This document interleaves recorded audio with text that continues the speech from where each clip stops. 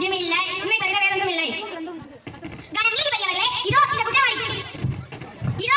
கொண்டு இணைக்கப்பட்டிருக்கும் தன் நீர் என்ற நீர் மனிதர்களின் வாழ்வாதாரத்திற்கு ஒன்றே தாராளமாக எடுத்துக் கொண்டிருந்த நீர் இப்பொழுது பாடியில் நடத்து பணத்திற்கு விற்கும் அளவு வந்துவிட்டது. காரணம் அசுத்தமாக மாறிவிட்டதால் சுத்தமான தண்ணீரை வாங்க வேண்டியுள்ளது. அசுத்தமான நீரில் காலரா, விஷக்காய்ச்சல் இன்னும் பல நோய்கள் பரவுகின்றன. நோய்களின் மூலம் பல மக்கள் இறக்கின்றன. அதனால் இந்த நீருக்கு தக்க தண்டனை வழங்குமாறு கணம் நீதிபதி அவர்களை கேட்டுக்கொள்கிறேன்.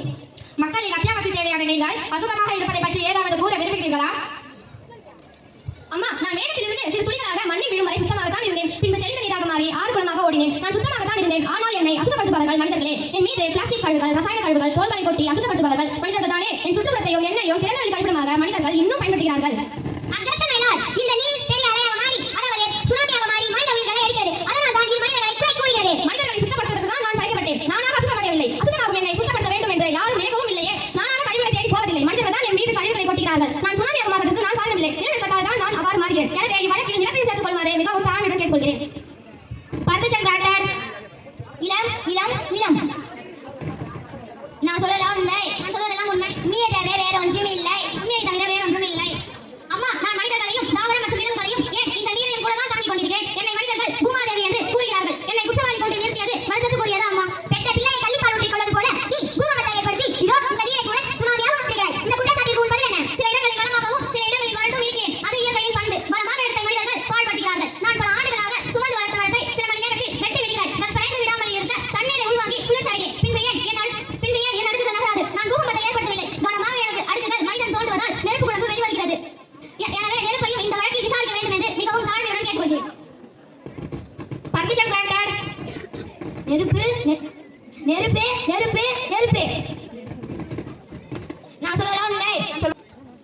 நீதி பூகம்பமும் நீரில் சுனாமியும் என்ற இந்த இருவரும் கூறுகிறார்கள். இதற்கு உங்கள் பதில் என்ன? பூமி உள்ள தீக்குளமாகவும் பூமி வேறிய சிலமாகவும் இருக்கு. இந்த நீரை மேகமூட்டமாக மாற்றி மழைப்பொழிவு செய்வதும் மென்மைதான். மனிதர்கள் என்னை ஆக்கிரமிக்கவும் அழிக்கவும் பயன்படுத்துகிறார்கள். ஆனால் அளவுக்கு அதிகமாக மிகவும் பயன்படுத்துகிறார்கள். வழிமுறை என்னை பயன்படுத்துகிறார்கள். மென்மையான சமையலுக்கும் என்னை தான் பயன்படுத்துகிறார்கள். நான் செய்யும் தவறு ஒன்றே ஒன்றுதான். நான் எரியும் பொழுது காலநிலையோடு காற்று இருக்கலாம். இதற்கு தான் தீய சிந்தித்து இதற்கு நான் காரணம் அல்ல. என்னை எரிய வைக்கும் மனிதர்கள் தான். மனிதர்கள் மாசுபடும் காற்றையும் ஒரு வாதியாக விசாரிக்க வேண்டும் என்று மிகவும் தாழ்மையுடன் கேட்டுக்கொள்கிறேன். Permission granted. காற்று காற்று காற்று. நான் சொல்லலாம் உண்மை. சொல்வதெல்லாம் உண்மை. உண்மையை தவிர வேற ஒன்றும் இல்லை. உண்மையை தவிர வேற ஒன்றும் இல்லை.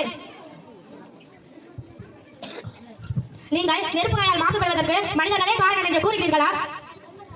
ஆமாம் யுவரானர். ஒரு காலத்தில் பூமியை சுற்றி சுத்தமாக வைத்திருந்தேன். ஆனால் இப்பொழுது எனக்குள் இருக்கும் பிராணவாயு குறைந்து கடின வாயுவாக அதிகரித்து விட்டது. மனிதர்கள் தான் இந்த தவறை செய்கிறார்கள் என்று தவறாக கூறுகிறீர்கள். அதனால் மாசு கட்டுப்பாட்டு வாரியம் கொண்டு வந்து மாசுபடுவதை கட்டுப்படுகிறோம். மிக குறைவுதான். தொழிற்சாலையில் இருந்து 400 மீட்டர் உயரத்தில் புயல் வருகிறது. காடுகளில் தீ பிடிப்பதால் பல நாட்கள் புதிய நலமாக புகழ் மண்டலமாக காற்று எழுகிறது.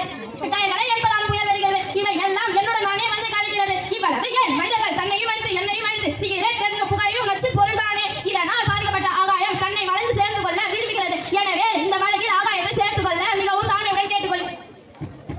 Permission granted. ஆமாம் யுவரானர். நகரங்கள் அனைத்தையும் தாங்கி நிற்கும் எனக்கு மனிதனால் பாதிப்பிற்கு மாசுபடுவதா? எனக்கும் இந்த காற்று மண்டலத்திற்கும் இடையே உள்ள ஓசோன் படலத்தை ஓட்டைவிடுகிறது யுவரானர். இதனால் என் வழியாக சூரியபுர ஊதா கதிர்கள் பூமியை தாக்குகிறது. மேலும் கடலில் இருந்து நீராவியை கூட்டமாக சுமந்தனால் இப்பொழுது கருப்பிகளை அதிகமாக சுமக்கிறேன். ஆராய்ச்சிக்காக மனிதனால் செலுத்தப்படும் ராக்கெட் புகை என் வான மண்டலத்தில் மறைத்துவிடுவதற்காக அமில துளிகளால் மழையாக பொழிய செய்வேன்.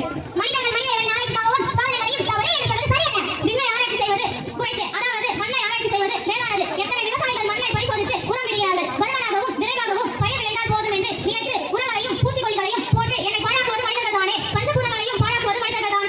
நீங்கள் தான். இல்லை நீங்கள் தான். இல்லை நீங்கள் தான். Order order. இருதரப்பு வாதங்களை ஆராய்ச்சி செய்த பிறகு நீர், நிலம், நெருப்பு, காற்று மற்றும் ஆகாயம் ஆகியவை மாசுபடுவதற்கு பல காரணங்கள் இருந்த போதிலும் மன்னரின் ஆராய்ச்சி கண்டுபிடிப்பு